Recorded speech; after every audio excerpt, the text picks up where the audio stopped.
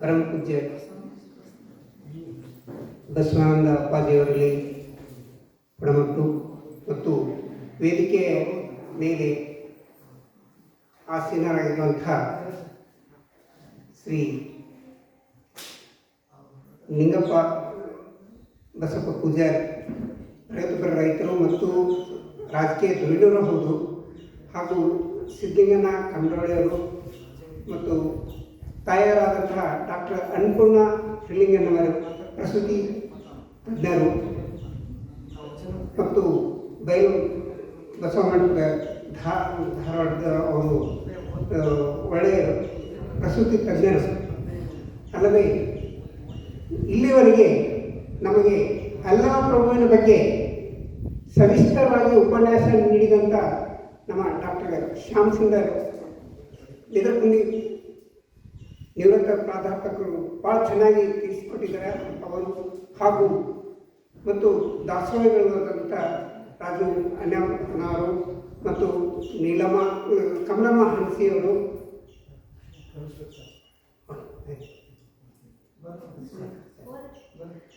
ಅಲ್ಲದೆ ಇನ್ನೂ ಸಾಕಷ್ಟು ದಾಸೋಹಿಗಳಿದ್ದಾರೆ. ಎಲ್ಲರಿಗೂ ವಂದಿಸುತ್ತಾ ನಾನು ಕೇವಲ ಈಗ ನನಗೆ ಕಡಿಮೆ ಸಮಯ ಇರೋದರಿಂದ ಆ್ಯಕ್ಚುಲಿ ಇಲ್ಲಿಗೆ ಈ ನಮ್ಮ ಬಸವಾನಂದ ಸ್ವಾಮಿಗಳ ಈ ಒಂದು ಆವರಣ ಹೇಗಿತ್ತಂದರೆ 2004 ಇಲ್ಲಿ ಅವರು ಆಗಮಿಸಿದ್ದನ್ನು ಕಾಡಿದ್ದನ್ನು ಈಗ ಒಳ್ಳೆಯ ಒಂದು ವನವನ್ನಾಗಿ ಅಂದರೆ ನೋಡುವಂಥ ಇಲ್ಲಿ ಸಾಕಷ್ಟು ಬದಲಾವಣೆಯನ್ನು ಮಾಡಿದ್ದಾರೆ.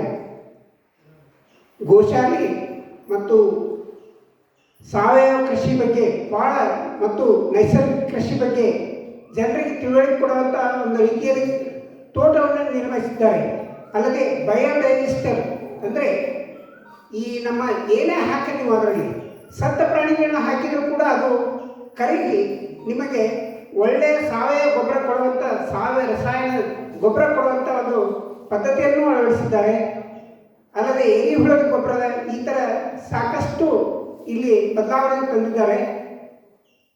ಇಲ್ಲಿ ಯಾವಾಗಲೂ ನಾನು ನನ್ನ 2 ಅನಿಸಿಕೆಯನ್ನು ಅಷ್ಟೇ ಹೇಳ್ತೀನಿ, ಯಾಕಂದರೆ ಕಡಿಮೆ ಸಮಯ ಇರೋದ್ರಿಂದ. ನಾನು 2021ರಲ್ಲಿ ಇಲ್ಲಿ ಅವರ ಒಂದು 50ನೇ ವಾರ್ಷಿಕೋತ್ಸವಕ್ಕೆ ಆಗಮಿಸಿದ್ದೀವಿ. ಅದಕ್ಕೂ ಪೂರ್ವದಲ್ಲಿ ನಾನು 2010 ಮತ್ತು 2012ರಲ್ಲಿ ಅವರು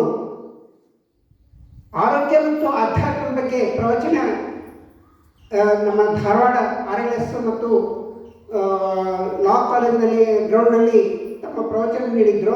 ಆ ಪ್ರವಚನದ ಪ್ರಭಾವಿತನಾಗಿ ನಾನು ಆ 12 ದಿವಸ ಅವರು ಅಂದರೆ ನಾನು ಅವರು ಹೇಳಿದಂಥ ಪ್ರವಚನದ ಪ್ರಭಾವಿತನಾಗಿ ನಾನು ನನ್ನ ವೃತ್ತಿಯೊಂದಿಗೆ ಅಂದರೆ ಡ್ಯೂಟಿಯಲ್ಲಿ ಇದ್ದುಕೊಂಡೇ ನಾನು 21 ದಿವಸ ಉಪವಾಸವನ್ನು ಮಾಡಿದೆ. ಆ ಉಪವಾಸ ಮಾಡಿದಾಗ ನನಗೆ ತುಂಬ ಆನಂದ ಇತ್ತು. ಎಲ್ಲರೂ ಅನ್ನೋರು ಏನ್ರಿ ನೀವು ಡ್ಯೂಟಿ ಮಾಡ್ಕೊಂಡು ಹೇಗೆ ನೀವು ಉಪವಾಸ ಮಾಡ್ತೀರಿ, ಸಾಧ್ಯ ಇಲ್ಲ, ಅದು ತ್ರಾಸಾಗುತ್ತೆ. ಅದು ನನಗೇನು ತ್ರಾಸಾಗಲಿಲ್ಲ. ಆದ್ದರಿಂದ ಮತ್ತೆ ಅದು ಅಂತಲೇ ಇನ್ನೂಷ್ಟು ನನ್ನಲ್ಲಿರುವ ಇನ್ನೊಂದು ಒಂದು ತೊಡಕು ಅಂದರೆ ನನಗೆ 2004ರಲ್ಲಿ ಆಕ್ಸಿಡೆಂಟ್ ಆಯಿತು. ಅಂದರೆ ಅಕಸ್ಮಾತ್ತಾಗಿ ರಸ್ತೆಯಲ್ಲಿ ಬರುವತ್ನಾಗ ನನ್ನ ಕೋಬ್ರದನ್ನು ಕರೀಲಿಕ್ಕೆ ಅಂತೇಳಿ ನನ್ನ ರಸ್ತೆಯಲ್ಲಿ ಹೋಗುವಾಗ ಅವರು ಎದುರು ಬರ್ತಾಯಿದ್ರು. ಆ ಅವಸ್ಥೆಯಲ್ಲಿ ಒಂದು ಜೀಪ್ ಅಂದರೆ ಓಪನ್ ಜೀಪ್ 100 ಜೀಪು ಬಂದು ನನಗೆ ಹೊಡೆದಾಗ ನನ್ನ ಕಾಲೇ ಕಟ್ಟಾಗಿತ್ತು.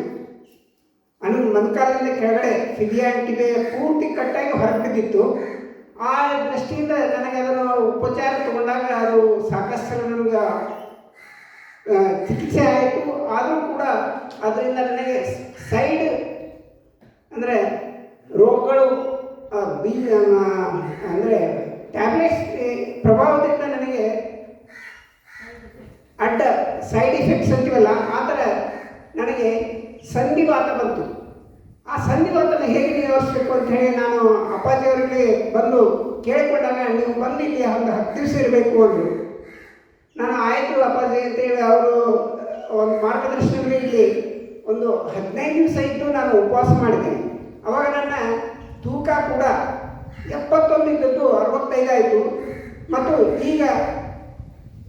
ಈಗೂ ಕೂಡ ನಾನು 61 kg ಇದ್ದೇನೆ ಈಗಾಗಲೇ. ಮತ್ತು ಪ್ರತಿ ವರ್ಷ ಅದರ ಪ್ರತಿದಿನ ವಾರದಲ್ಲಿ ಒಂದು ದಿವಸ ಉಪವಾಸ ಇರ್ತೀವಿ. ಉಪವಾಸ ಅಂದರೆ ಅವರು ಕೊಟ್ಟಿರೋ ಪದ್ಧತಿಯಲ್ಲೇ ಮುಂಜಾನೆ ಜೇನುತುಪ್ಪ ನೀರು ಅಥವಾ ಮಧ್ಯಾಹ್ನ ಮಜ್ಜಿಗೆ, ರಾತ್ರಿ ಕೂಡ ಜೇನುತುಪ್ಪ ನೀರಿನೊಂದಿಗೆ ಇರುವುದು ಅಥವಾ ಹಣ್ಣು ಹಂಪಲುಗಳನ್ನು ತೆಗೆದುಕೊಂಡು ಈ ರೀತಿ ಒಂದು ಉಪವಾಸವನ್ನು ಕೈಕೊಂಡಿದ್ದೇನೆ. ಹೀಗಾಗಿ ನನಗೆ ಆರೋಗ್ಯದಲ್ಲಿ ಏನೂ ತೊಂದರೆ ಇಲ್ಲ. ಇದರಿಂದ ನನ್ನೊಂದಿಗೆ ಸಾಕಷ್ಟು ಜನರು ಉಪವಾಸ ಮಾಡಿದರು. ಅವಾಗ ನಾನು ಮಾಡುವಾಗ ಕಲ್ಪನಾ ಅಂತೇಳಿ ಪುಣೆಯಿಂದ ಬಂದಿದ್ದರು, ಅವರು ಕೂಡ ಉಪವಾಸ ಮಾಡಿದರು. ಅವರು ಕೂಡ ಇಲ್ಲಿ ಯಾವಾಗಲೂ ಬರ್ತಿರ್ತಾರೆ. ಒಳ್ಳೆಯ ಒಂದು ಇಲ್ಲಿ ಉಪವಾಸದಿಂದ ಅಂದರೆ ಉಪವಾಸ ಮಾಡೋದ್ರಿಂದ ಏನಾಗುತ್ತಂದರೆ ಈ ರೋಗಗಳು ದೂರ ಸರಿತಾವ ಹೊರತಾಗಿ ಈಗ ನಾವು ಏನು ಮಾಡ್ತೀವಿ, ಟ್ಯಾಬ್ಲೆಟ್ ತಗೊಂಡ್ರೆ ಸೈಡ್ ಎಫೆಕ್ಟ್ಸ್ ಹೆಚ್ಚಾಗ್ತಾವೆ ಹೊರತಾಗಿ ಈ ರಸಾಹಾರದ ಮೇಲೆ ಇರುವುದರಿಂದ ಇವು ರೋಗಗಳು ದೂರ ಸರಿತಾವ ಅಂತೇಳಿ ಚೆನ್ನಾಗಿ ನನಗೆ ಕಲ್ಪನೆ ಬಂದಿದೆ ಅಂತ ಹೇಳಿ ತಿಳಿಸಿ ನನ್ನ ಒಂದೆರಡು ತೊಗಲುನುಡಿಗಳನ್ನ ಇಲ್ಲಿ ಹಂಚಿಕೊಂಡಿದ್ದೇನೆ. ದಯವಿಟ್ಟು ಅವಕಾಶ ಕೊಟ್ಟಿದ್ದಕ್ಕೆ ಧನ್ಯವಾದಗಳು ಅಪ್ಪಾಜಿಯವರಿಗೆ. ಕ್ಷಮಿಸಬೇಕು, ನಾನು ಅವಸರದಲ್ಲಿ ಏನೇನೋ ಮಾತಾಡಿದ್ದೇನೆ, ಕ್ಷಮಿಸಿ.